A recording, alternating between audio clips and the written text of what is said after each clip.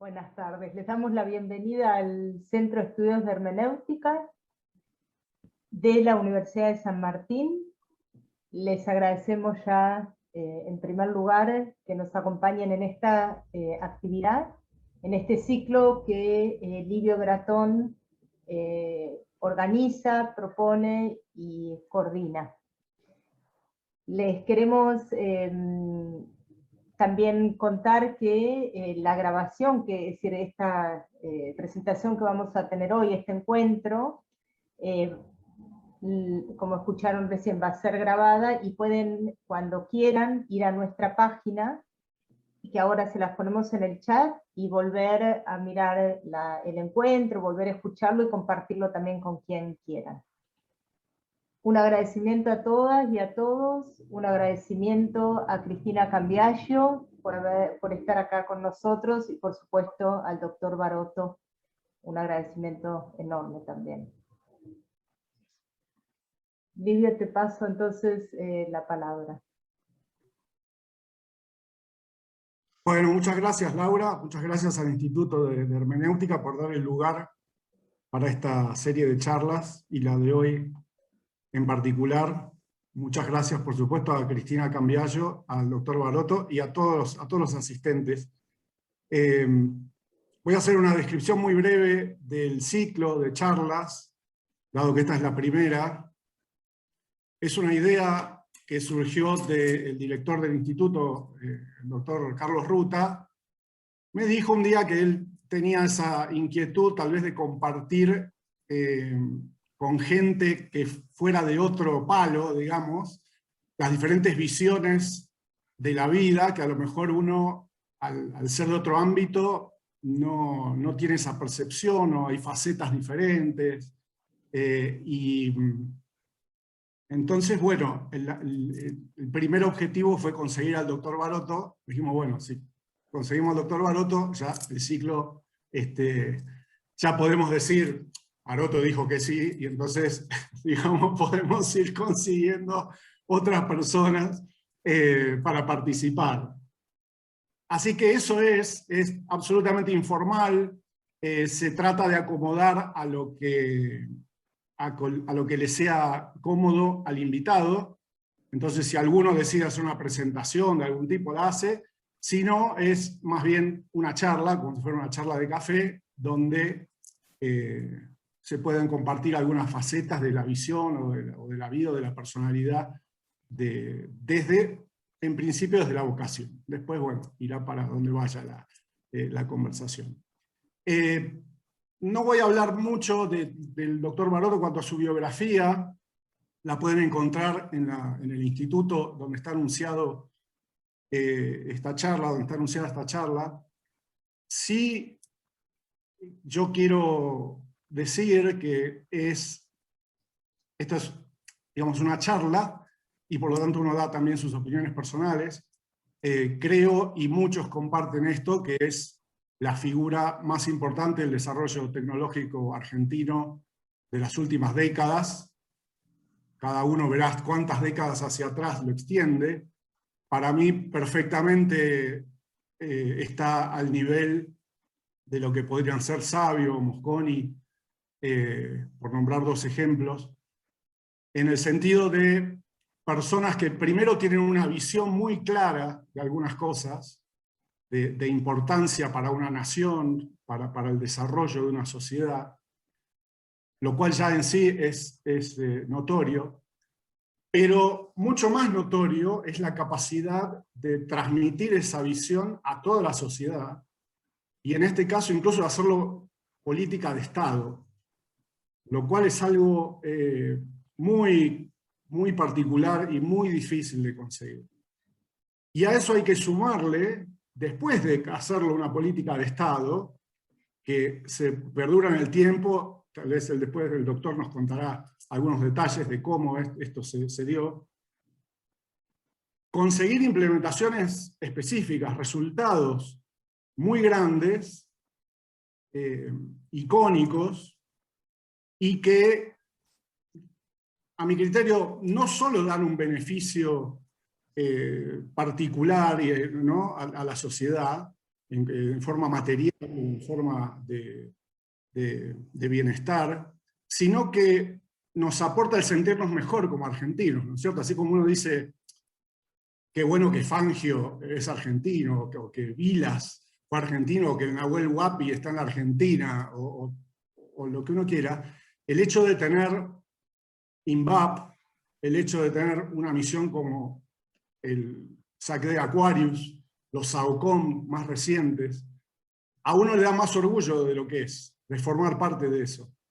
Lo cual creo que también ayuda a vivir mejor, ¿no? Si uno está orgulloso de lo que es y a lo que pertenece, el día a día, más allá de ese beneficio concreto que nos dé los datos del SAOCOM, que también son importantes, es el bienestar personal de la sociedad argentina. Cuando se consiguen, aparecen estos personajes que canalizan las fuerzas, los recursos, en la dirección correcta. Así que bueno, eso para explicar, acá yo sé que hay gente que es del ambiente y sabe perfectamente quién es Baroto, y hay otros que no, tal vez hasta haya algún estudiante secundario, un poco para que quede claro por qué es la trascendencia de tenerlo a Conrado Baroto como invitado especial hoy. Quiero hablar, antes de iniciar, también de la panelista ilustre, de Cristina Cambiayo. Obviamente ella tiene su peso propio en sus contribuciones al desarrollo, al bienestar de la sociedad argentina.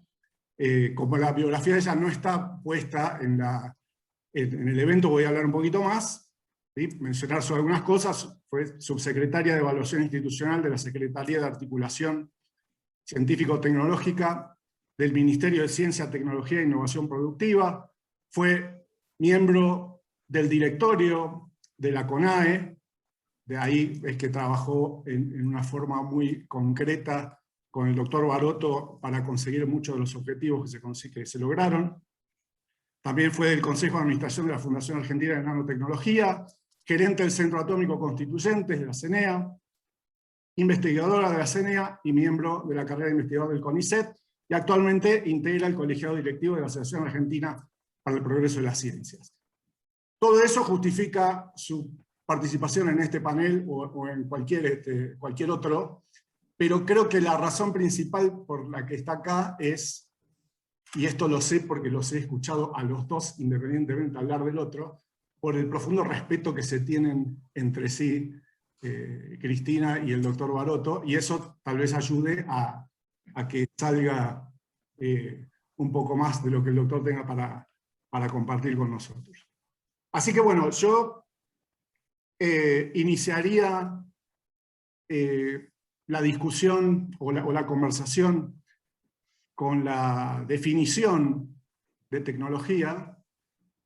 Antes de hacerlo, tal vez el doctor Baroto o Cristina quieran decir algo, si no, largo, pero les quiero dar la oportunidad para no hablar solo por mucho tiempo si quieren decir algo.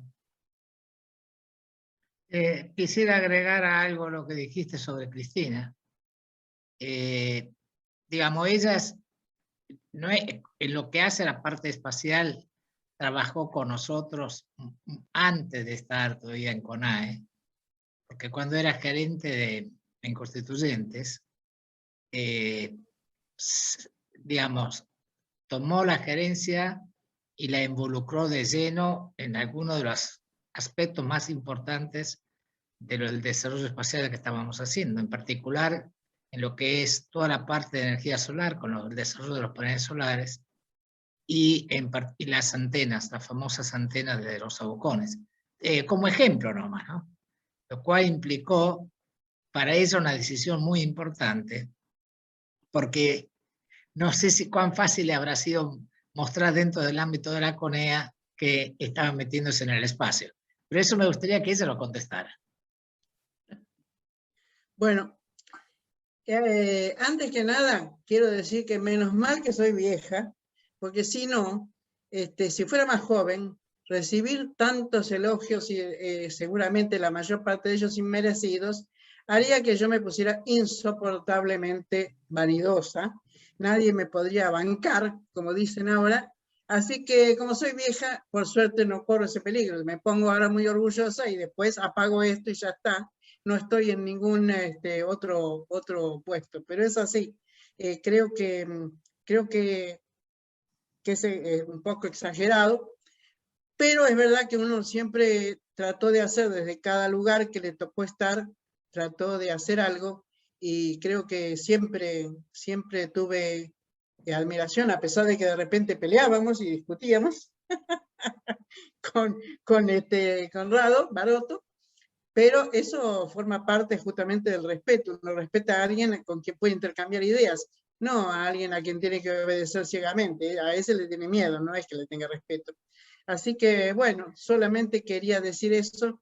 Por eso yo creo que acepté estar acá como panelista, aunque está claro que desde el punto de vista que se está pensando en la charla de la vocación de ser tecnólogo, eso le corresponde a Conrado Baroto y no a mí, porque yo, más vale, me he dedicado antes a la investigación, pero más básica, pero fundamentalmente a la gestión. No a hacer tecnología con mis propias manos, sino a colaborar desde la gestión a crear un ambiente favorable a que los otros hicieran lo que había que hacer. Así que bueno, gracias Livio, y acá estamos. No mencionamos tal vez el puesto más trascendente como miembro del Consejo Académico del Instituto Colón, ¿no es cierto? Esa fue mi oportunidad de beneficiarme con la participación de Cristina y con su vehemencia y el tener que estar muy agudo para mostrar lo que uno quería decir, si estaba bien o mal, porque había que pasar un test importante al pasar por su crítica, y después toda la energía puesta a favor una vez que se aprobaban las cosas, ¿no? Así que aprovecho y te agradezco también por eso. Bueno, yo voy a empezar con busqué varias definiciones de tecnología, y resultó ser que la que más me gustó es la más obvia, la que está en el diccionario de la Real Academia Española.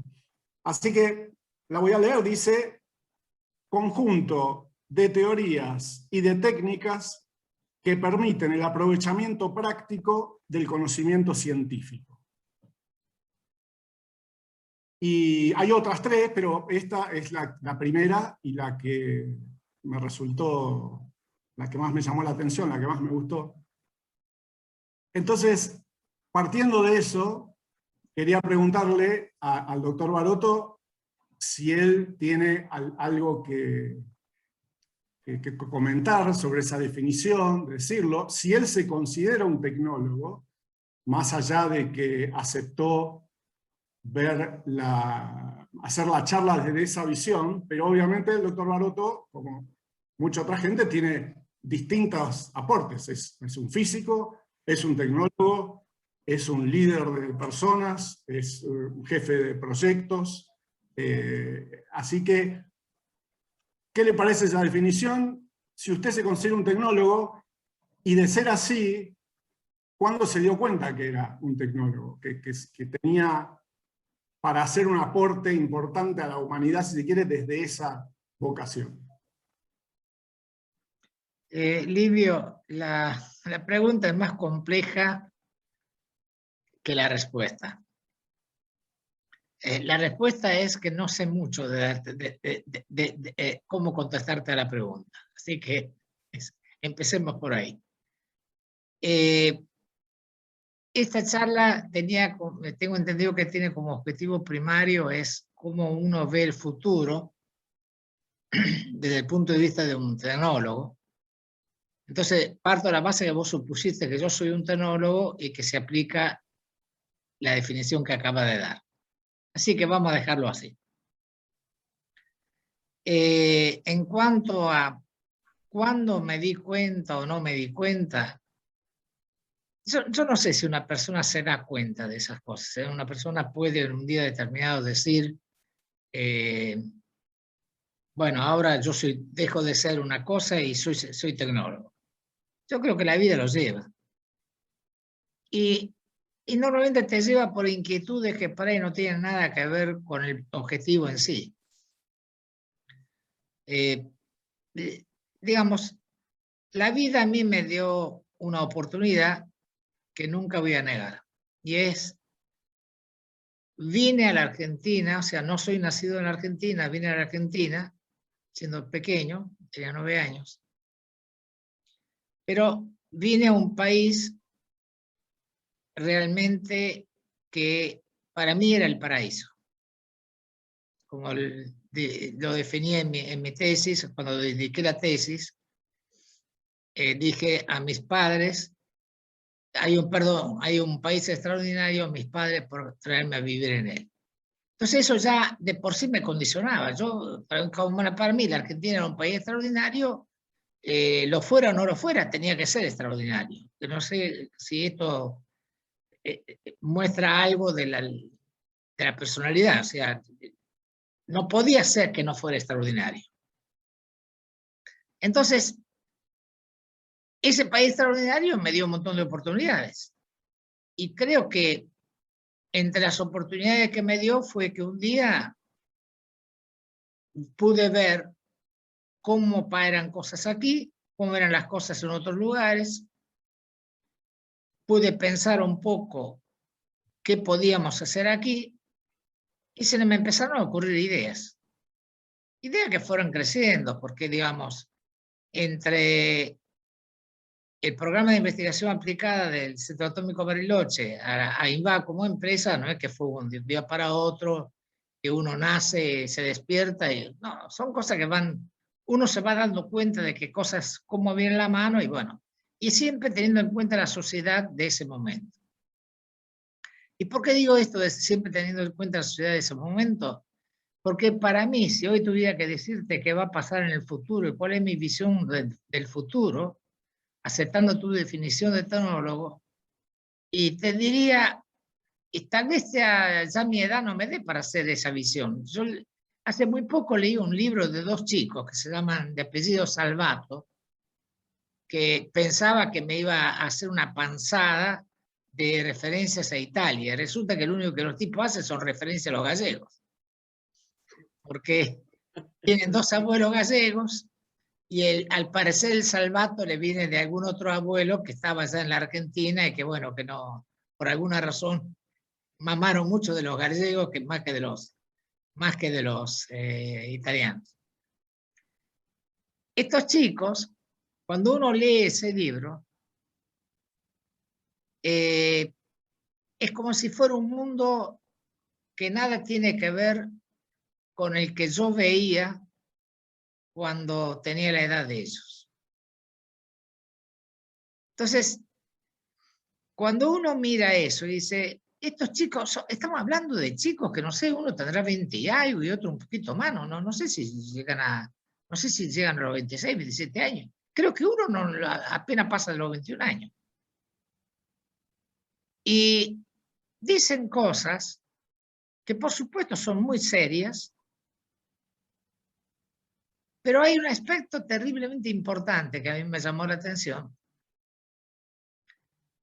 y que de algún modo me lleva a, si querés, a mi infancia y a mi juventud secundaria, que uno es un chico que se dedica a la informática, o sea, lo que uno llamaría a lo que los chicos hoy están acostumbrados a llamar tecnología, que no es tal, o sea, en la jerga cuando se llama tecnología, se habla de tecnología como si la tecnología fuera nada más que la informática o la teleinformática, ese tipo de cosas. Pero el otro es un filósofo, politólogo, etc. Sí, son 2 hermanos. Y una de las cosas que dicen en su libro, que me llamó la atención, fue cómo se tiraban de almohadones cuando uno le decía, ¿para qué sirve lo que vos estudiás? Y eso me hizo pensar, porque me hizo pensar un poco y decía, yo pasé por los jesuitas. A mí me enseñaron filosofía. Me enseñaron teología. Me enseñaron física. Entonces, realmente, sin darme cuenta, noté que, digamos, esa definición de tecnología que está en la academia, tal vez habría que modernizarla, porque en realidad hoy estamos en un taller de, nunca me sale la palabra, Hermenéutica. hermenéutica. Y si uno lo ve completamente ajeno a lo que sea como una cosa por sí misma, resultaría muy difícil entender por qué tenemos estas charlas. Y sin embargo, si vos me preguntás cuál es mi visión de futuro, si hay algo que coincido en los principales personajes que hoy están escribiendo, y es que, bueno, no podés hablar de futuro sin hablar de síntesis de diferentes disciplinas. O sea, todo lo que se viene es multidisciplinario, y en nuestra época, cuando nosotros empezamos a aplicar el conocimiento científico a las cosas, era, por un lado, cómo meter valores, que eso sí venían de la multidisciplinaridad. O sea, yo no puedo negar los valores en mi vida producidos de mi propia fe. Pero por otro lado, el nivel de interdisciplinidad que hoy uno ve que tiene que haber en un futuro para el desarrollo de lo que ahí se define como tecnología, es totalmente lógico, y tal vez sea la mejor forma de decir, en vez de mirar el pasado para ver cómo es el presente, ver el presente para ver cómo va a ser el futuro, que va a ser un futuro de incerteza con todo lo que eso acarrea. No sé si Cristina tiene algo, yo creo que Cristina debe tener su propia opinión al respecto. Me gustaría escucharla. Bueno, yo realmente, no sé, primero quiero decir una cosa, vos decís que la vida te dio oportunidades, y yo lo que digo, por lo menos lo que siempre pensé, le transmito a mis nietos, y se lo voy a transmitir a mis bisnietos en cuanto crezcan un poquito, porque ahora son chiquitos los bisnietos que tengo, así que no me entenderían nada, pero ahí está la diferencia entre alguien inteligente y alguien que no es inteligente. El inteligente ve la oportunidad y la aprovecha. A lo mejor a muchos otros le pasa la oportunidad y no la aprovechan. Así que esto es una cosa que quería decir. No es solamente que, bueno, que la vida me dio oportunidades, sino que yo, en este caso vos, Maroto, supiste aprovechar esas oportunidades. Por otra parte, a mí me parece que sí, que la tecnología en general, como desarrollo de bienes y servicios a favor para responder a necesidades, muchas veces de la sociedad, muchas veces problemas sociales, es algo muy importante de tener en el país, porque esa es la diferencia. La tecnología no se puede comprar, se puede comprar ya envasada y, bueno, sin tener la menor idea de lo que usa, ¿no? Pero la tecnología hay que desarrollarla, y me parece que esto es importante, de ver cómo, mirando este tema de la vocación que planteaba Livio, cómo haríamos nosotros, los demás, para incentivar a los chicos jóvenes que aprovechen las oportunidades que aparecen, y que la tecnología es importante, da alegrías. Bueno, tenemos el caso reciente. Si no hubiera tanto desarrollo tecnológico alrededor del tema vacunas, jamás hubiéramos tenido una vacuna, no una, varias, unas cuantas vacunas en el mundo en tan poco tiempo. Todo el desarrollo de vacunas ha llevado años de años, y ahora, frente a la necesidad, la gente que tenía la capacidad lo pudo hacer. Así que esto más que nada es lo que yo quería decir. ¿Cómo hacer para que cuando aparecen los barotos, la sociedad los pueda apoyar para que tomen las oportunidades y colaboren en lo que dice Livio de hacer más feliz a la sociedad? Me encanta eso de que la tecnología los pueda hacer felices, pero bueno, yo creía que solo el celular los hacía felices. El celular tiene muchísima tecnología, el celular seguro que los hace felices, pero bueno, en fin. Perdón, agrego que tomar la oportunidad, aprovecharla, y me parece que en el caso de Baroto también es crear la oportunidad, para él mismo y para otros, ¿no? Voy a tomar el tema de la felicidad, que se menciona, y hay algunas visiones. Yo lo último que leí de esto hace un par de años fue de Harari, es un autor que está bastante de moda también, y él, uno de los planteos que hace es que en algunos casos la felicidad no está relacionada con la tecnología, en el sentido de que la tecnología ha permitido que seamos más seres humanos, pero no necesariamente más felices que los menos que estaban antes sin la tecnología. Que el día a día de una persona, a lo mejor, yo a veces, como para hacer un ejemplo paralelo, pienso la diferencia, hace algunos años, no sé, si uno le gustaba la ópera, era esencial tener alguna emisión de radio de algún experto que tuviera sus propios discos y que pusiera tal versión o tal otra de un área, y entonces uno decía, qué va, escucho este programa. Hoy están todos, uno quiere la versión de Gigli, de Caruso, de Pavarotti, ¿no? Las encuentra todas y las puede buscar. ¿Hasta qué punto es un beneficio, digamos? Porque antes yo a lo mejor escuchaba las 5 mejores, y ahora escucho 25, para yo llegar a las 5 mejores me lleva el triple de tiempo.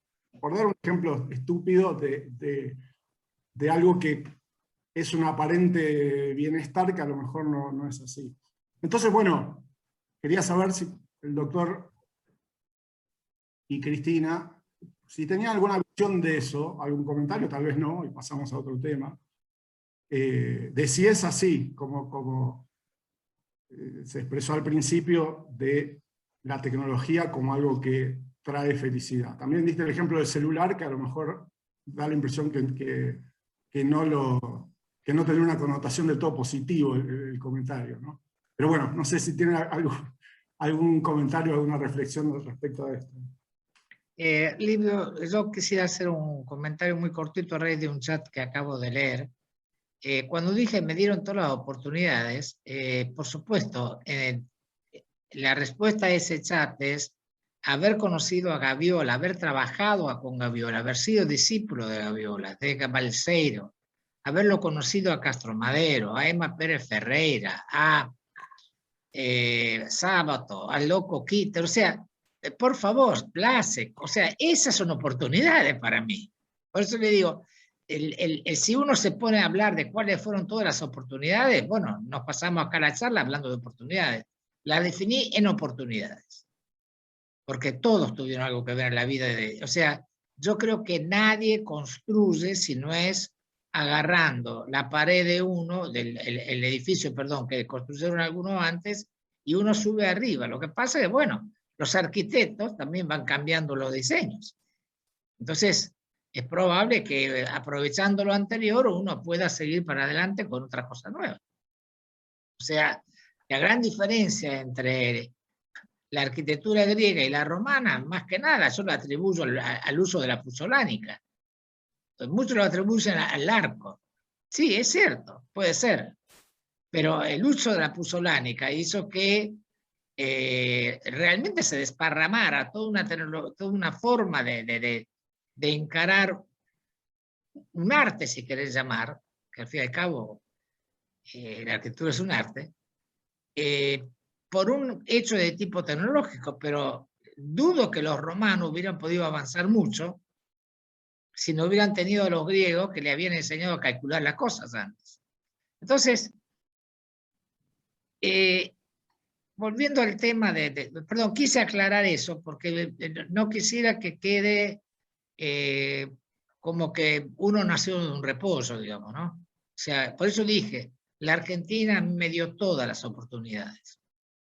Cuando uno dice, la supo aprovechar, imagino que a Cristina le pasó lo mismo. Es decir, ¿qué quiere decir saberlas aprovechar? Básicamente es tener un objetivo. Ese objetivo nace en algún momento, por algún motivo, yo no puedo negar la influencia de los jesuitas en mi vida, o sea, no puedo, es algo que si yo negara sería falso. Y aprendí muchísimas cosas. Una de las cosas que precisamente aprendí fue esa, que uno tenía que tener objetivos. Y que para conseguir esos objetivos además tenía que tener constancia en la acción. O sea, no era una cuestión... basta pensar solamente en la locura del jesuita que se fue a la China. O sea, quiero decirles, hay ejemplos en la historia que ya miraban a futuro, o sea que no es que actuaban en función del pasado, sino que actuaban pensando en el futuro, en cómo iban a influir en el futuro, cómo iban a hacer con el futuro. Entonces, volviendo al tema de una pregunta que vos hiciste antes de cuándo me surgió la idea esta de la tecnología, etc. Mira,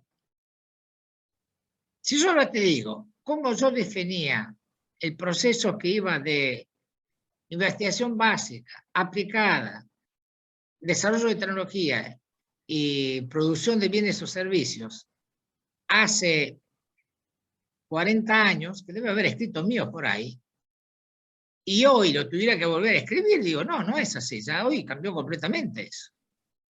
O sea, hoy es imposible decir dónde empieza una investigación básica y dónde hay una tecnología que se está aplicando. O sea, el nivel de realimentación que hay es terrible. Y el ejemplo mejor que dieron antes fue con las vacunas. Es decir, se hicieron cosas, se aplicaron en algunos casos, después no hicieron falta, volvieron para atrás, a alguien se le ocurrió que se podía aplicar para otra cosa, hicieron investigación básica sobre eso, pero a lo que voy es, el paso del tiempo nos fue enseñando que la tecnología, lo que se llama tecnología, no lo que los chicos llaman tecnología, no lo que inclusive los funcionarios llaman tecnología, es una cosa mucho más compleja y que básicamente tiene un pilar.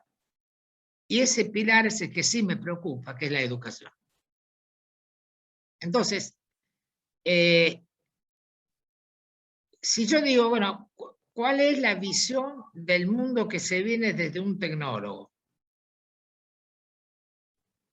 Como te dije al principio, es más fácil hacer la pregunta que dar una respuesta.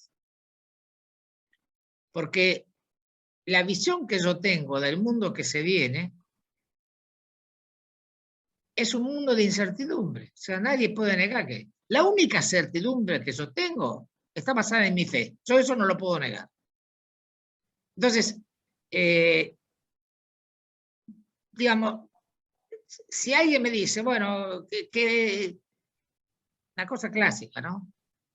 ¿Qué va a pasar con la automatización, etcétera? Yo le digo, mire, hay incertidumbre, no hay duda. Les voy a contar una anécdota. ¿Alguno de ustedes alguna vez me debe haber escuchado a mí hablar de cuando hace 40 años hacíamos seminarios en Bariloche? Que lo hacíamos con dirigentes gremiales de primera línea. De primera, quiero decir, en realidad de líneas que después llegaron a ser dirigentes de secretarios generales, inclusive de varios gremios muy importantes. Y en esos seminarios, que eran justamente con esta idea de mirar el futuro, los encerrábamos 3 días y creo que más de una vez algunos me deben haber escuchado hablar que en uno de los seminarios yo empecé el seminario, eran 25, nunca voy a olvidar el número, 25, además cumplían, parecían alumnitos de escuela de cómo cumplían los horarios, una cosa que yo me quedé boquiabierto porque uno a veces tenía una imagen de estereotipo de dirigente gremial diferente. Y abrí el seminario diciendo, miren, ustedes se preguntarán ¿para qué es este seminario? Entonces le dije, bueno, le voy a hacer una pregunta. Cristina, vos me la debes haber escuchado 20 veces, así que perdóname, pero bueno. Les hice la pregunta y dije, mire, yo quisiera saber cuál es la profesión de ustedes, o sea, cuál es el gremio de ustedes y a qué se dedican sus hijos, por la edad que tenían estos dirigentes, tenían prácticamente todos chicos que ya eran de adolescentes, o bastante más que adolescentes para mí. Cuando terminó la ronda, salvo el caso de una persona en particular que lo único que tenía era una hija de 5 años, y que eso no corría, los otros 24 me dieron la respuesta. Y después de escuchar la respuesta le dije, bueno, mire, me dieron la respuesta que yo estaba esperando. Ninguno de los hijos es aprendiz del oficio del padre. Y el objetivo de este seminario es que analicemos durante 3 días a ver si desde la posición gremial no estamos defendiendo posiciones que el día de mañana van a perjudicar a nuestros hijos. Tengo que reconocer que como seminario fueron muy buenos. No sé si tuve mucho éxito en el mensaje. Pero quiero decirle, este problema de cómo se viene el futuro no se plantea hoy. Se planteó hace 40 años, se planteó hace 200 y se planteó hace 1000. Lo que pasa, el problema grave que hay hoy es la aceleración del cambio. Es decir, hoy lo que antes nos daba tiempo para de alguna forma acomodarnos, prepararnos, etcétera, un poco, hoy ya no da el tiempo. O sea, estamos en un frenesí de cambio de las cosas tan impresionante que más vale que encontremos, no digo un algoritmo, pero alguna forma de aplacarnos y sacar la paja del trigo, porque si no, evidentemente, en vez de hacernos felices, nos puede directamente enloquecer. No sé si Cristina piensa algo parecido. Sí, yo también pienso así, efectivamente, pero a veces me pregunto si cuánto de esa aceleración que yo veo es debido a la cantidad de años que tengo encima. Entonces, a lo mejor, para los más jóvenes, la velocidad del cambio es más fácilmente seguible o asible, de agarrar con las manos, quiero decir, que para nosotros. O sea, yo en esta época efectivamente me resulta muy difícil pensar en los cambios tan acelerados que se están produciendo, pero a lo mejor Livio, lo que hay que hacer es pedirle a alguno de los jóvenes que están acá conectados que diga qué le parece a él, para ver si hay un sesgo debido a la edad o no. Pero bueno, creo que sí, que es así, que efectivamente los cambios son muy acelerados, muchos de ellos para mal, ¿no? Cuando uno mira realmente el planeta Tierra, se asusta. Cuando uno ve los incendios en Grecia, las inundaciones en Alemania, todas las cosas que están pasando, se asusta. Dice, durante cuánto tiempo negaron los políticos, ¿no? Que hubiera un cambio climático y cómo de repente va a ser tarde para cambiar cualquier cosa. Ahora, justamente eso también es para mí, es una incerteza hacia el futuro. No para mí, porque yo seguro que en los años que me quedan no lo voy a ver, pero como decía antes, yo tengo bisnietos de 3, 2 y 1 año, y entonces, ¿cómo va a ser el mundo dentro de 50 años? ¿Van a poder vivir en algún lugar en que no se mueran de calor o de frío o inundados o no sé, o lastimados con el ozono que entra o lo que sea? Este es el tema de incertidumbre. Y la tecnología tiene mucho para aportar ahí, pero el problema es que la sociedad, bueno, no sé si la sociedad, pero en particular los dirigentes, aprovechan la tecnología para tratar de morigerar estos cambios, ¿no? Bueno, ahí Cristina propuso, si algún joven o más joven quería decir... Más joven que nosotros es fácil. Pero yo lo que propongo es hacer lo siguiente. Hagan como hizo Martín Mosellini, escriban en el chat.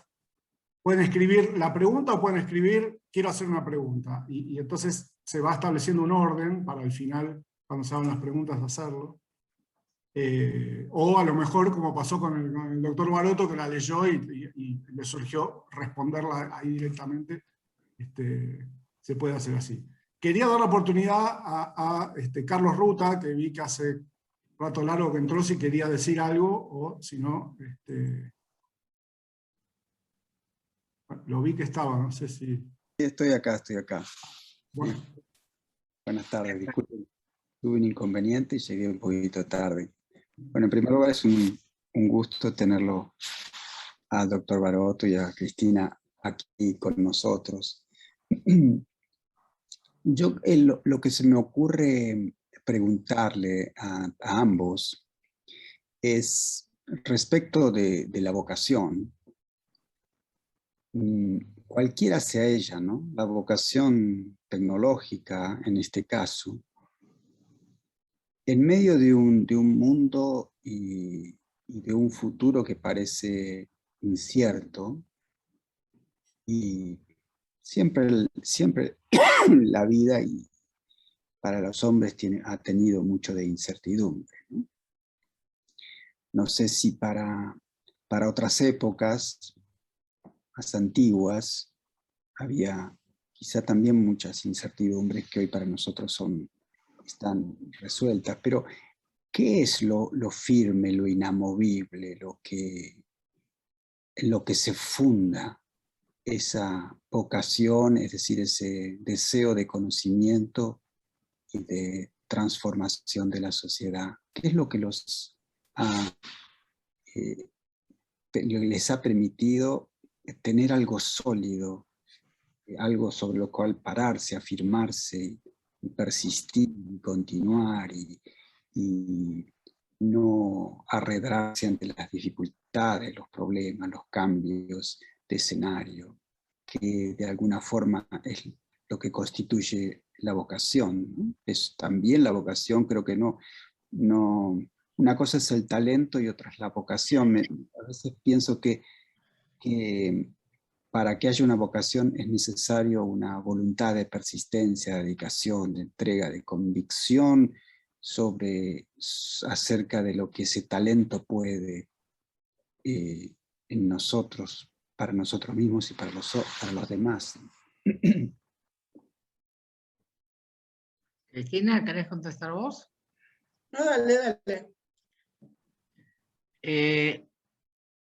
Evidentemente, Carlos, puede haber varios motivos, digamos, y ahí vuelvo un poco a la pregunta inicial de Lidio. En mi caso particular,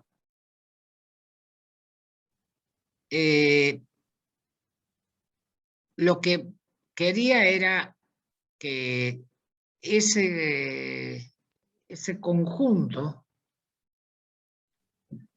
de capacidad que se estaba generando en el país por esas grandes personas que nombré antes, y que se estaba de alguna forma volviendo un poco desordenado, un poco, es decir, ubiquémonos un poco en la situación. Era una época donde era tal la premura que estas personas tenían para que la Argentina realmente creciera en calidad de conocimiento y en capacidades de conocimientos, que el mismo CONICET, que no es el CONICET actual, por favor, digamos, después de 70 años, o 50, a ver, 70, ¿no? Sí, 70 años. No podemos decir que es lo mismo. Pero en esa época la idea era aprovechemos cuanto se pueda de conocimiento donde sea que esté. Entonces tenían acuerdos con universidades, con centros de investigación importantísimos, etc. Eso debido a la inteligencia, entre otros, de Sábato, que era un mago para eso. Y dentro de esa corriente fue uno de los que cayó beneficiado, porque yo terminé en Stanford. Ahora, lo que yo observaba cuando vuelvo al país, aparte de toda la historia de lo que vi allá, o sea, cosa que ya conté alguna vez, ¿no? Vi y viví, ¿no? Era que ellos eran capaces de generar desde el conocimiento aplicaciones y empresas inclusive, o sea, generar productos, por una situación muy particular que tenían, pero cuando uno volvía a la Argentina, ninguna de esas situaciones se daba. Desde ya no estaban los fondos de riesgo, que en ese momento eran un boom, pero el principal problema que yo veía era que, como íbamos a diferentes lugares, cada uno volvía habiendo participado por ahí en un laboratorio donde había 1000 personas con 1000 millones de dólares, y la persona esta volvía y quería seguir laborando lo mismo y era él con un peso.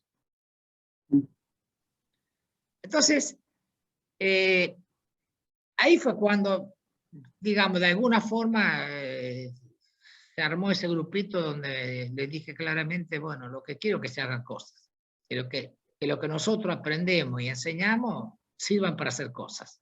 Nunca dije que no era necesario aprender, o sea, quiero que decir, siempre yo defendí la investigación básica como esencial. Nunca me debe haber escuchado a mí decir que no es esencial. Pero lo que es importante es que uno siga, dé los pasos que le siguen. Que vuelvo a repetir, en aquella época eran bastante más clara la linealidad entre los 4 pasos de investigación básica, aplicada, desarrollo de tecnología y producción de bienes y servicios que lo que soy. Hoy ya, vuelvo a repetirlo, ya hoy no se sabe dónde está la punta y el inicio. Pero básicamente era eso, o sea, ¿cómo hacer para que se... Ahora, la pregunta es, ¿y que sirvan para qué? O sea, que sirvan para hacer cosas, pero ¿para qué? Y bueno, ahí no puedo dejar mi formación, o sea, era el bien común. El bien común, por supuesto, cada uno lo interpreta tal vez en forma diferente de otros. Pero para mí, el bien común, lo tengo claro, es el que me enseñaron los jesuitas. Entonces, cuando uno dice el bien común y trata de buscar ese bien común con medios que son muy avanzados, empiezan los problemas. ¿Por qué? Porque las personas que tenían que tomar las decisiones para acompañarte, para que vos pudieras hacer eso, no habían tenido la oportunidad de entender el problema como lo habíamos tenido nosotros. O sea que el principal, fue una de las preguntas comentario que hizo Olivia en un momento, la principal dificultad, ¿cuál fue? Hacer que eso se consolidara, fuera apoyado y siguiese. Y a pesar de que en Argentina se habla de política de Estado todo el día, la única forma de hacer una política de Estado es que un grupo de gente diga, bueno, pase lo que pase, nosotros seguimos con esto. Y más o menos eso es lo que me pasó con mí. No es que hubo... yo en general, cuando me hablan de las cosas que hice, yo podía hablar de las cosas que no pude hacer o que no quise hacer. Que también es muy importante. O sea, sacarlo de la Argentina esa idea de que el que fracasa es un fracasado, en vez de decir que fracasa aprende para que la próxima vez le vaya mejor. Nosotros lo aplicábamos mucho. Les voy a contar una anécdota. Una de las cosas que más me costó cuando empezamos a hacer acceso al espacio era explicarle a algunos políticos que lo que nosotros queríamos era hacer pruebas. O sea, nosotros necesitábamos hacer pruebas, teníamos que hacer ajustes. O sea, hay cosas que son de prueba y error, que es típico del quehacer nuestro. Bueno, el simple hecho de probar algo que fallara era más o menos lo mismo que el fin del mundo, y era realmente un problema muy complejo. Digamos, hubo situaciones que si no había personas como Cristina, tal vez lo hubiéramos pasado muy mal. Pero no por mala voluntad, sino simplemente porque no entendían. Hoy día, cada día más, nuestra sociedad eso lo entiende. Yo creo que hay una ventaja muy grande para los chicos de hoy. Por más que el futuro sea hoy y sea incierto, y por más que se presenten todas estas cosas que hablábamos antes, tiene una gran ventaja. Y es que tal, lo evidenciado, está tal evidenciado, que no podés evitar la multidisciplinaridad y que no podés evitar tirarte a lo más grande para que eso arrastre al resto, que hoy es notable cómo hasta los políticos que están en campaña sacan ese tema como el prioritario. Yo me estoy quedando boquiabierto, o sea, creo que en los últimos años eso, o sea, una cosa es decir yo apoyo la ciencia, la tecnología, de palabra, etc. Otro la apoyo con acciones, y otra cosa empezar a hablar que ese es un objetivo primordial del país. O sea, el paso que hemos dado es impresionante. Entonces, si yo, perdóneme, tal vez esté hablando, dijimos que esto iba a ser como una charla de café, así que estoy haciendo una charla de café, es una especie de catarsis lo que estoy haciendo. Pero más que esto no puedo agregar. Doctor, le hago una pregunta relacionada con lo que usted mencionó. Cuando usted empezó con estos proyectos que eran bastante de mucha innovación en cuanto a los objetivos y demás, era una persona muy joven, y tenía, como usted mencionó, tenía que convencer a otros de los que tomaban decisiones y demás. Entonces la pregunta es si eso, la forma de conseguir eso, se centró en, bueno, yo laburo, voy a hacer cosas buenas y con eso se irán convenciendo, o si eso lo tuvo que mezclar con una estrategia de acuerdo a lo que vio afuera, de acuerdo a su visión de cómo es la cosa, porque imagino que hay mucha gente buena, digamos, tecnológicamente o técnicamente y demás, pero requiere un nivel con una connotación positiva, ¿no?, de astucia, para poder hacer que se vea hacia dónde va uno y la necesidad, sobre todo cuando es incipiente. Mira, yo creo que, y esto supongo que a Cristina le debe haber pasado también, porque no es solamente mi caso, eso que dije antes de que volvíamos y éramos uno con un peso, pero éramos de tantas líneas del espectro del conocimiento, y si cada uno quería desarrollar esa línea del espectro del conocimiento al nivel de lo que pasaba, de dónde venía, terminaba frustrado y muchos de ellos que terminaban yéndose. Creo que lo primero que tuvimos que hacer fue entender de que realmente la multidisciplinaridad existía. Aunque tuviera el mismo título, porque eran cosas que uno podría haber sido un título de físico, pero en materiales, y el otro en cálculo neutrónico. Mucho que ver en forma directa no tenía, salvo cuando iban a la interfase, o al químico, o al tipo de economía que tenía que darte la guita para. Entonces, quiero decirte, cuando uno dice hay que encarar grandes proyectos nacionales, grandes proyectos, o sea, grandes proyectos que hagan que el país se sienta orgulloso de hacer ese proyecto. Eso mueve las cosas. Yo siempre recuerdo cuando presentamos, creo que alguno me lo escuchó alguna vez decir esto, cuando presentamos el plan espacial. O sea, cuando yo me hago cargo de la CONAE, era mandato de la CONAE tener un plan espacial a largo plazo. Como siempre dije, Argentina año verde. ¿Eso por qué salió así? Salió así porque había algunas personas previas a mí, como el Menicoche en Cancillería, Cisneros, etcétera, gente que venía de Relaciones Exteriores, habían visto otras cosas y le pusieron eso. O sea, cuando uno lee la norma de creación de la CONAE, una de las cosas que le impone es que tiene que tener un plan de largo plazo, etc. Nosotros no lo tomamos en serio eso. En vez de dejarlo que fuera letra escrita, dijimos hay que hacerlo. Y después se armó todo el esquema para mostrar que ese plan, si se desarrollaba en un plazo determinado que a nosotros nos daba 11 años, terminaba dándole un rédito al país superior a la inversión. Utilizando conceptos que hoy son muy comunes, pero que en aquella época no eran muy comunes. Y eso hubo que explicarlo en una reunión de gabinete. Y en esa reunión de gabinete no solamente la aprobaron, sino que cuando salimos nos volvieron a pedir que volviéramos a entrar.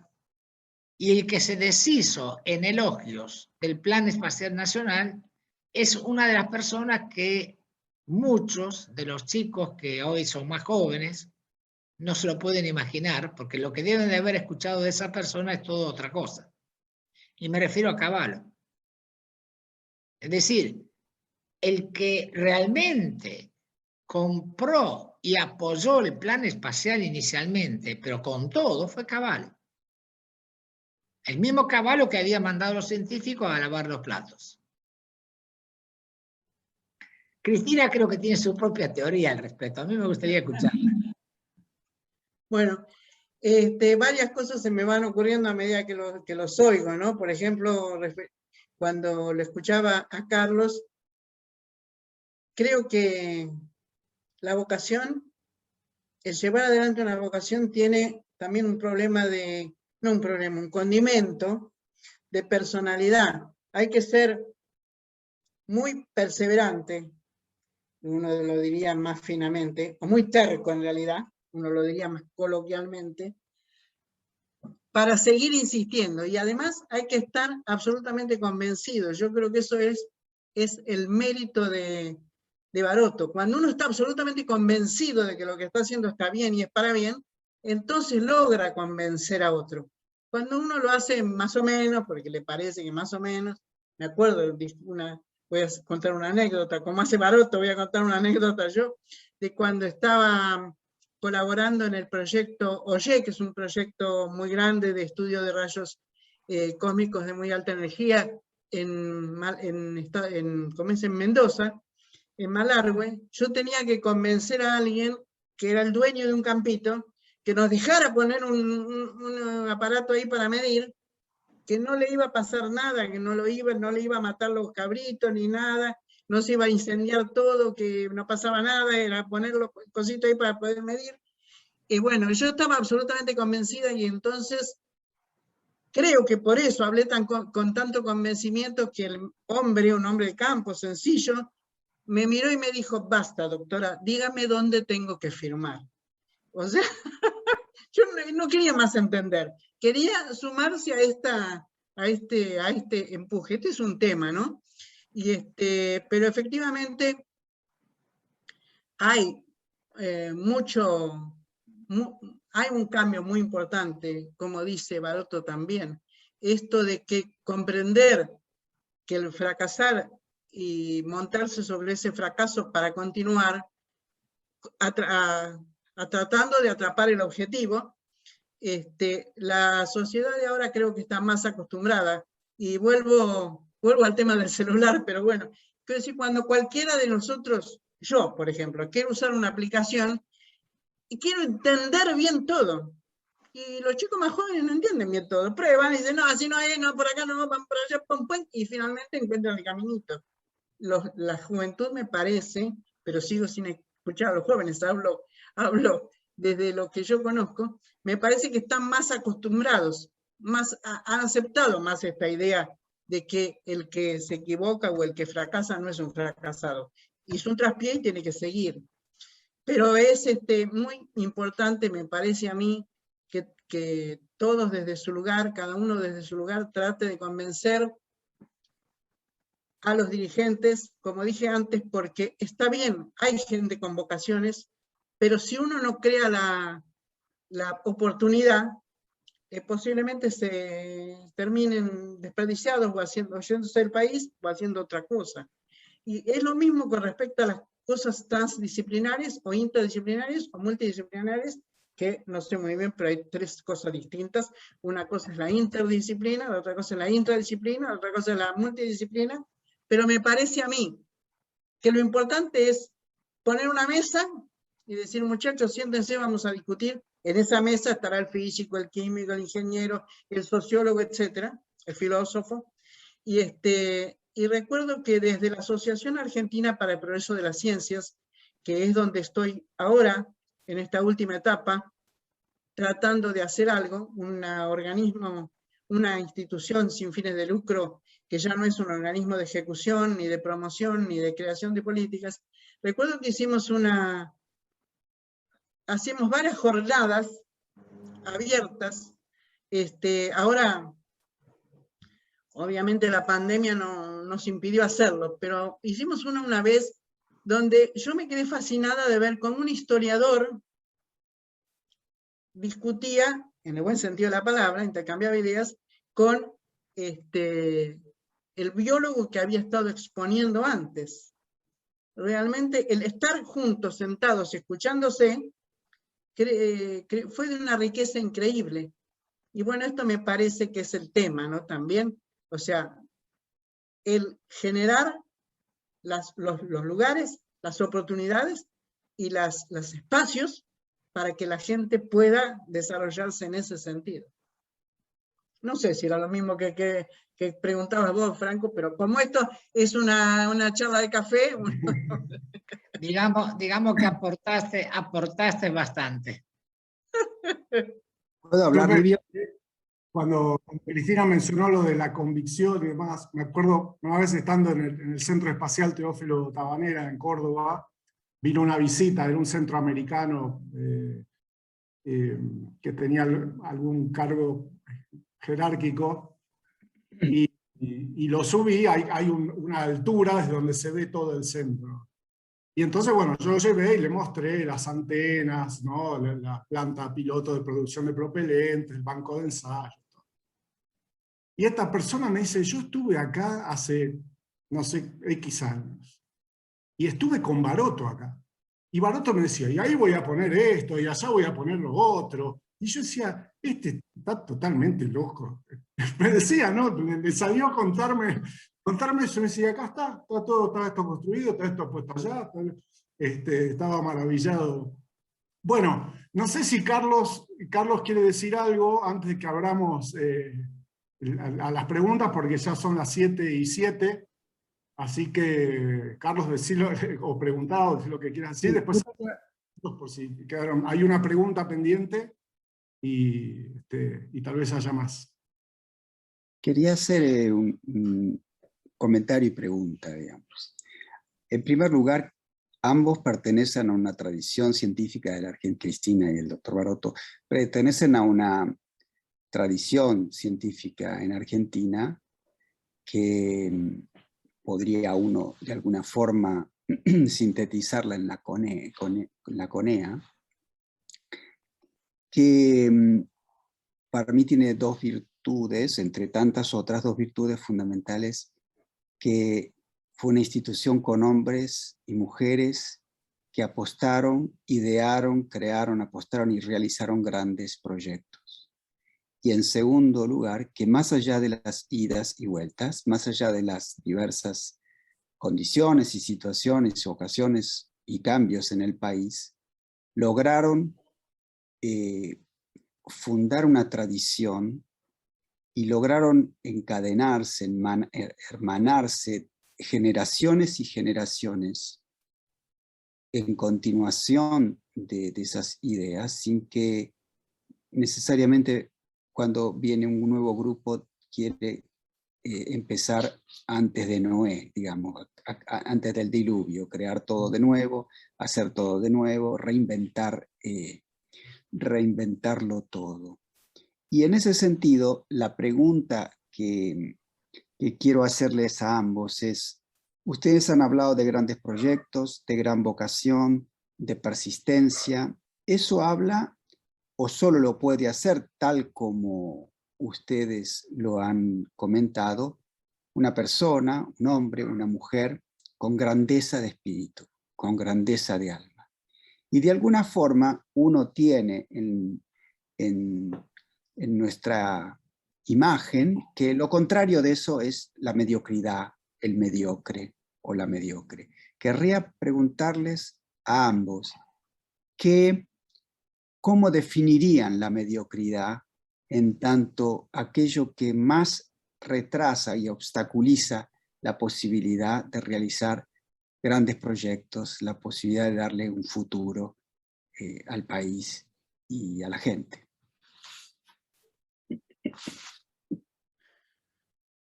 Bueno, dale, Franco, vos.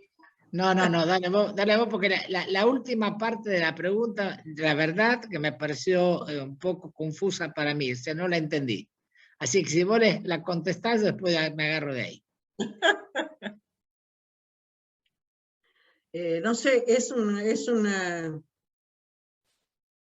un tema difícil, pero yo quiero decir una cosa. Efectivamente, nosotros, inclusive gente como Barotti, como yo, que tenemos años en el sistema, no lo conocemos todo. Yo quiero decir que, por ejemplo, cuando empecé en la Subsecretaría de Evaluación Institucional, que teníamos que hacer, como su nombre lo indica, evaluación de instituciones, conocí recién ahí, que llevaba 40 años de pertenencia al sistema, como investigadora, como gerente, qué sé yo, recién ahí supe que existía la Estación Experimental Agroindustrial Obispo Colombres, en Tucumán, que es un organismo científico-tecnológico provincial, que depende del gobierno de la provincia, no es nacional, y que tiene ahora, no sé, 110, 112 años, 115, es más vieja que el CONICET, que la CONEA y todo. Y la cantidad enorme de cosas que estaba haciendo ese grupo de gente para la sociedad que los rodeaba, o sea, los problemas de la sociedad que tenían alrededor. O sea que, en realidad, Carlos, yo pienso que hay varios lugares en los cuales existe esta cultura o esta tradición de llevar adelante proyectos. Y me parece que hay mucha gente joven que está también con esa idea, con esa forma de ser, no sé cómo decirlo. Pero bueno, voy a repetir lo mismo que dije antes. Me parece que lo único importante es tratar de que la gente que tiene esa vocación o esa idea de llevar algo adelante, un proyecto, por ahí había una pregunta, ¿cómo hicieron para llevar proyectos de largo plazo con tantos cambios de gobierno? Pero no es solamente con cambios de gobierno. Yo recuerdo cuando, justamente hablando otra vez del proyecto Y, cuando estábamos recién empezando, habíamos hecho unos pocos arreglos, vino el 2001. O sea, acá no había un peso. No se podía hacer absolutamente nada. Era una crisis fenomenal en la que estábamos metidos. Entonces, la idea fue salir a pedir ayuda a otros referentes internacionales. O sea, efectivamente, un proyecto de largo plazo tiene que atravesar no solo cambios de gobierno, sino problemas, crisis económicas y de cambios de paradigmas en cuanto al modelo de país que quieren llevar adelante los distintos gobiernos. Y así que eso es lo difícil, ¿no? Lo difícil. Pero bueno, yo no sé bien, Carlos, no sé bien qué es lo que querías que te contestáramos. Yo estoy diciendo lo que se me ocurrió a partir de lo que vos dijiste. A ver si repetís la última parte de tu pregunta, así te entiende Baroto y también yo. a ver si me aclaro la pregunta. Sí, sí. Yo creo que un gran problema que nos encontramos es la mediocridad. Ah, la mediocridad, sí, sí. Ahora lo recuerdo. ¿Cómo define uno la mediocridad?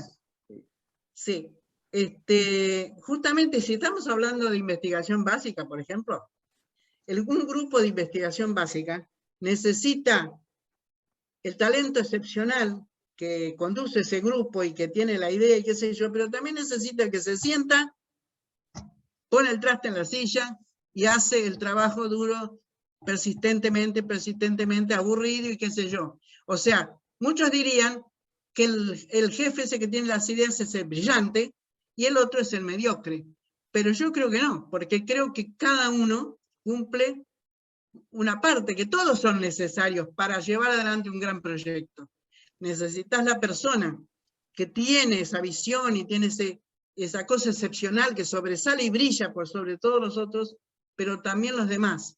Yo diría que el mediocre más vale es la persona, no que dice, yo no puedo hacer todas las, no se me ocurren todas las cosas brillantes que se le ocurre a este hombre, pero decime qué cálculo tengo que hacer, decime qué número tengo que buscar, y yo voy a colaborar en eso, sino que el mediocre es el que quiere ignorar lo que no entiende. Entonces, como yo no lo entiendo, entonces hay que tratarlo. Eso me parece a mí que es la mediocridad, que lamentablemente se encuentra muchas veces en los políticos. Sobre todo, últimamente, me parece que al principio, no sé, efectivamente, eso, la persona que quiere destruir lo que no entiende sencillamente porque no entiende, en lugar de decir, ¿cómo puedo colaborar aunque sea, viste, te ordeno la mesa y pongo los papeles verdes de un lado y los azules del otro, que cualquiera diría es un trabajo mediocre?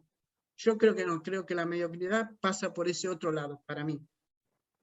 Sí, yo estoy totalmente de acuerdo, porque en realidad muchas veces me siento un poco incómodo a veces cuando hacen tanto reconocimiento a la persona, porque realmente no se podría hacer nada si uno no lo hace con un equipo.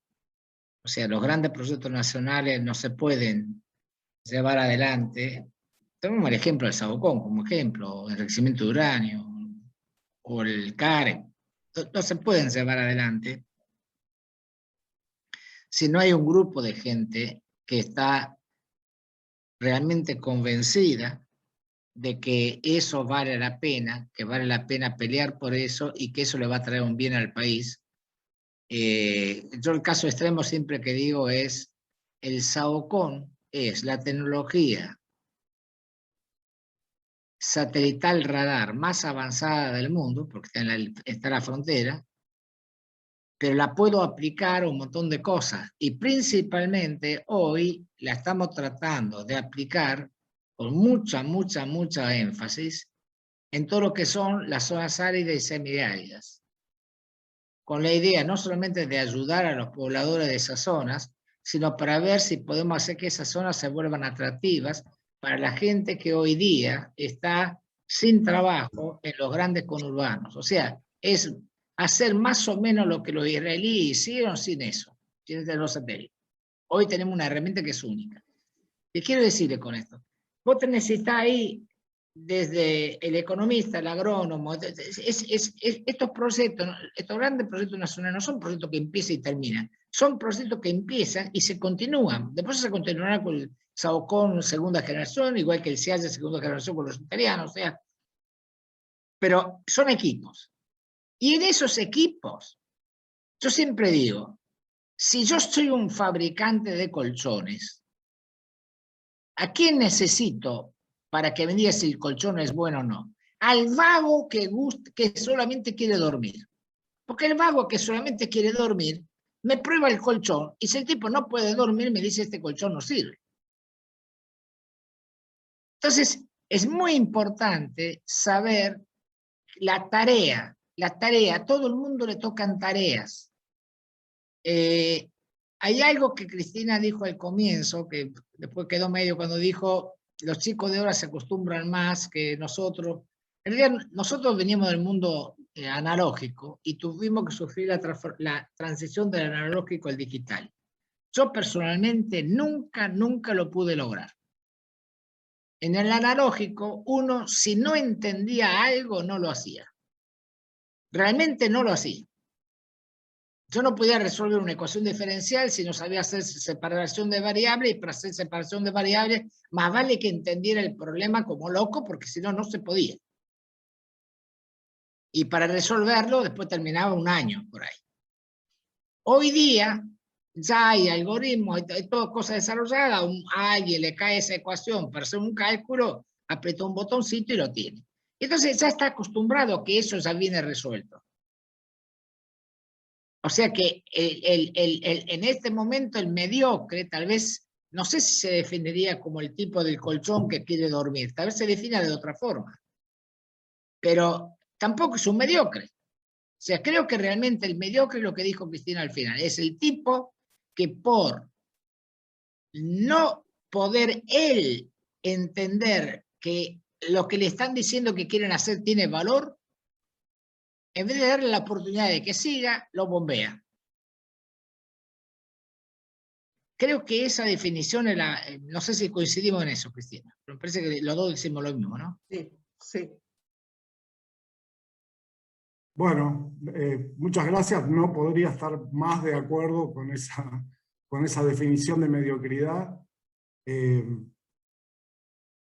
Creo que hay algo que a pesar de que la tecnología lo resuelve sin tener tanta profundidad en el conocimiento, hay algo que sigue siendo necesario y que es lo que a mi criterio destaca mucho el legado de Barotto, que es la parte humana de convencer a los otros. Otro aspecto de esa mediocridad que mencionan es el no voy a apoyar este proyecto porque en vez de iniciarlo yo, lo inició tal otro. Y eso requiere la aparición de figuras que tienen, no sé cómo llamarlo, un carisma o un convencimiento o lo que fuera, donde la masa de la gente, aún algunos no estando de acuerdo, se encolumna y todos los esfuerzos van para el mismo lado. Y eso es lo que a mí me llama, viendo la distancia, desde que empezó hasta ahora, ese legado, que sigue, ¿no es cierto?, del doctor Barotto en todas las cosas. Y eso es humano, digamos, más allá de lo técnico, que también está, no sé, llamarlo carisma, me imagino que es la palabra que mejor lo envuelve. Bueno, quedan pocos minutos, quedan 8 minutos. Quisiera dar lugar a un par de preguntas. La de Carlos Doncel, Carlos, vamos a darla por contestada, Cristina te lo comentó. Y hay una de Guillermo Baliña que dice: la tecnología inmersa en el capitalismo global del siglo XXI no termina siendo un salvavidas de plomo. Y aparentemente Ernesto Sábato ha escrito o ha dicho algo en ese sentido.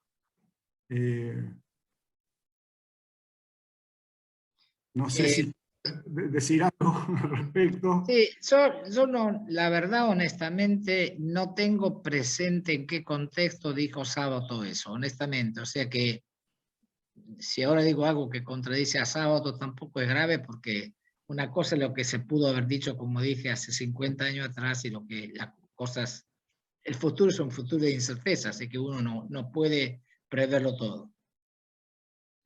Tampoco sé lo que quiere decir capitalismo siglo XXI. O sea, si alguien a mí me habla de ¿qué quiere decir capitalismo siglo XXI? Yo me acuerdo que la primera vez que fui a China, China acababa de salir de la Revolución Cultural,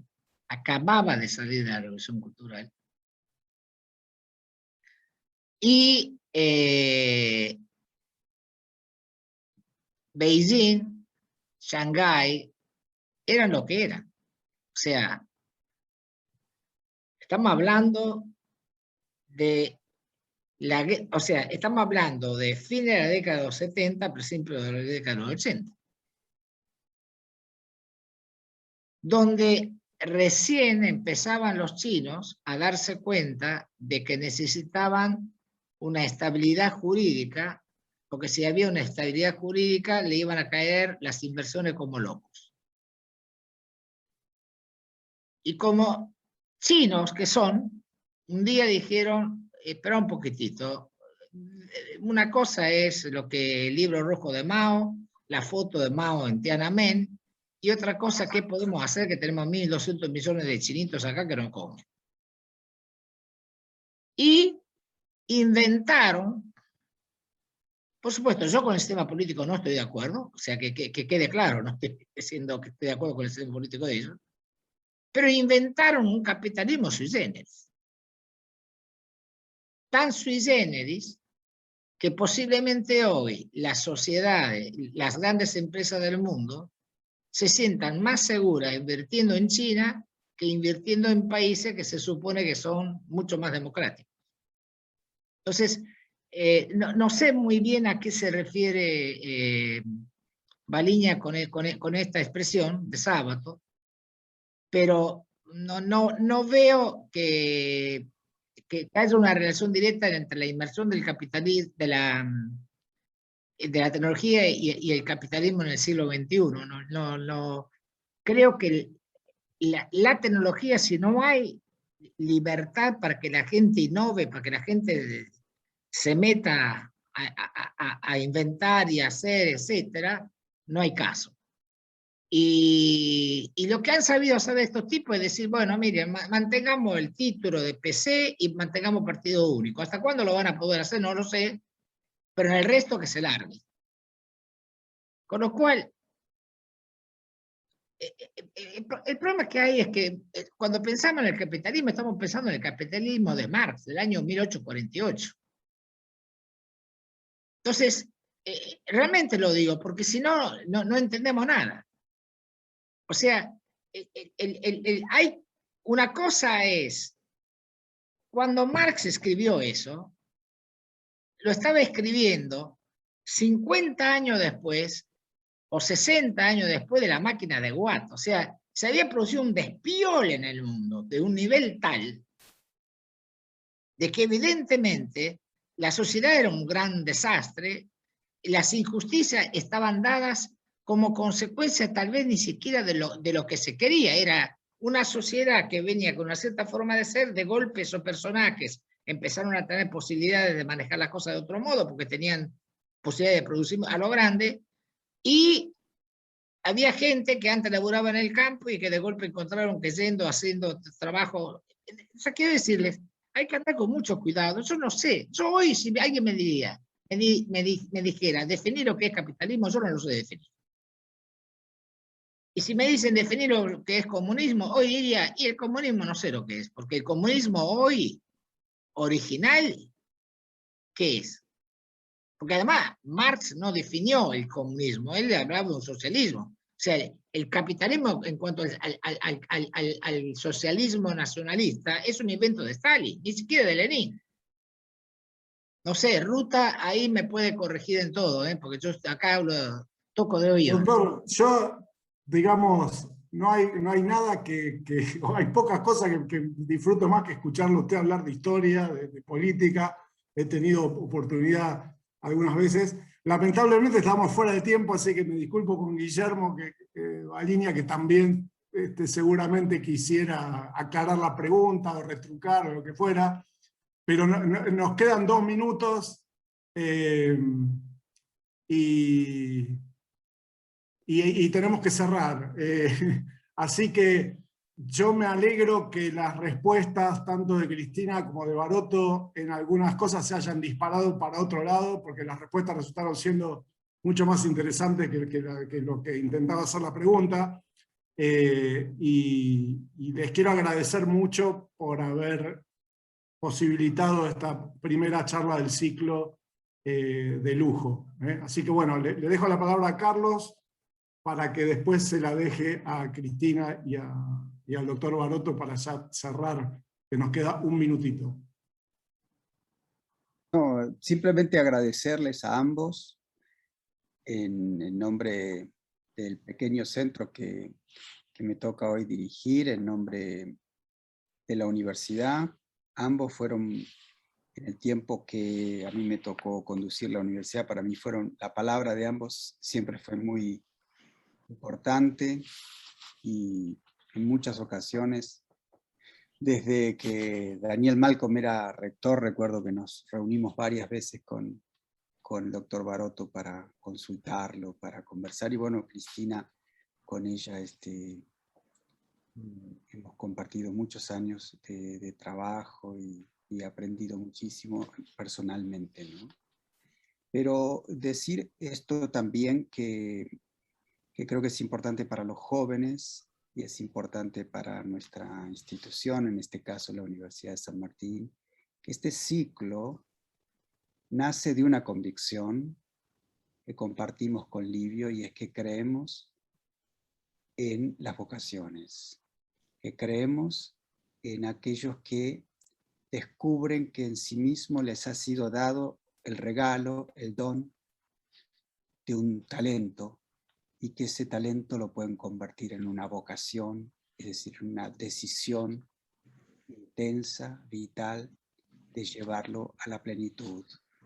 Que toda dificultad puede revertirse, puede convertirse en propia energía, en más fuerza, en más entusiasmo, para avanzar en la consolidación, no solo de la vocación, sino de los objetivos. Y creo, como el doctor Barotto decía, que bonum diffusivum sui, ¿no? El bien es lo propio del bien, es difundirse, derramarse, darse a otros. Y una vocación que crece en su propio bien, creo que necesariamente se entrega a otros y concreta eso tan preciado que podemos, a lo que podemos dedicar nuestra vida, que es el bien común. Por eso que este ciclo nace de la convicción de la importancia de la vocación humana y la vocación profesional.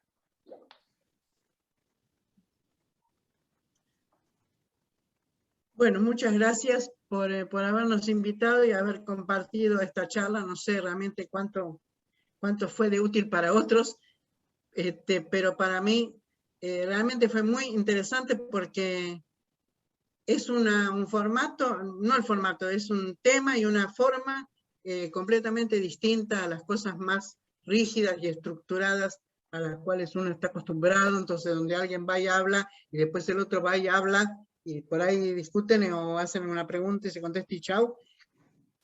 Así que gracias, Livio, por haberme convencido.